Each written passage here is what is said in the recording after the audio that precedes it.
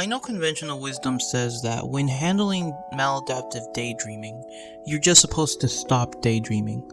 Like, it's a bad habit and therefore you should just stop it while you can.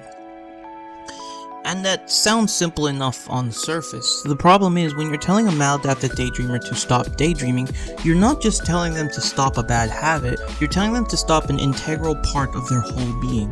Because to maladaptive daydreamers, it's not just a side hobby that we have, it's not just a personality trait that we have. To us, maladaptive daydreaming is the only way we can express ourselves. It's like telling them to give up on who they are and to stop expressing themselves in the only way that they know how. When there's a sense that you can't really do everything that you want, escaping to your dreams is something that maladaptive daydreamers do by default. So telling someone to give up on their dreams is like literally telling someone to give up on the things that they love. But obviously, maladaptive daydreaming, it does need to be treated as a disorder.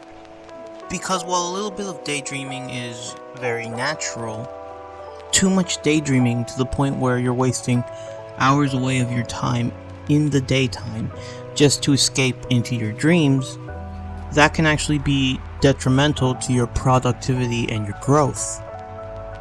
This is very similar to drinking and alcoholism. A little bit of drinking is perfectly fine, but when you're drinking too much just to escape from your world's problems, then drinking becomes a problem.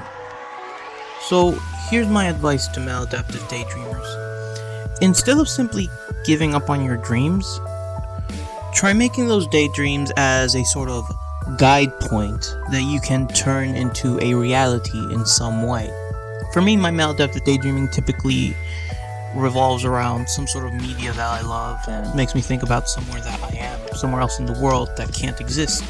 Before that used to metabolize into shitty fanfiction, but now I'm writing original books instead, and it's metabolizing into shitty original writing, which is far more productive than daydreaming without creating anything at all. So that's how I've turned my dreams into something tangible that I can share with the world. If you dream about traveling, try and think of picking a career that will allow you to work remotely and allow you to affordably travel to places that you want to visit. If you dream about relationships, try self-improving yourself so that you can sort of become a positive person in someone else's life. If you dream about sports or a specific activity that requires a lot of time and talent, start small, find a group that you can join, and slowly work your way up in order to reach that skill set that you constantly dream of. Because taking risks and gaining learning experiences that come in association to risks, that's going to be far more valuable than the comfort and pleasure that comes from daydreaming about these things within your head. So what I'm going to recommend to maladaptive daydreamers is don't give up on your dreaming. Don't give up on the dreams themselves. Just give up on how you're expressing them. You should express your dreams. You should try to make them real.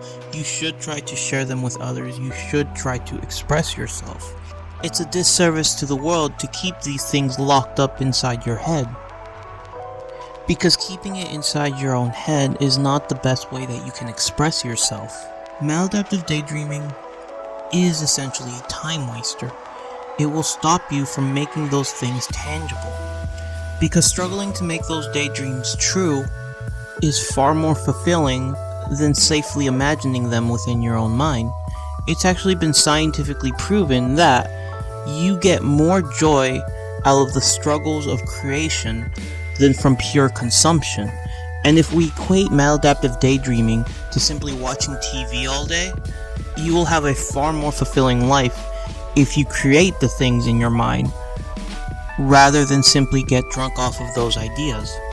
We all understand the difference between reality and fantasy, which is why if you ever feel like you're stuck within your own fantasies, it's crucially important that you let those fantasies be a bridge between yourself and the real world. Only then will your dreams never go to waste, and will you be able to metabolize your thoughts into something that you truly want to be.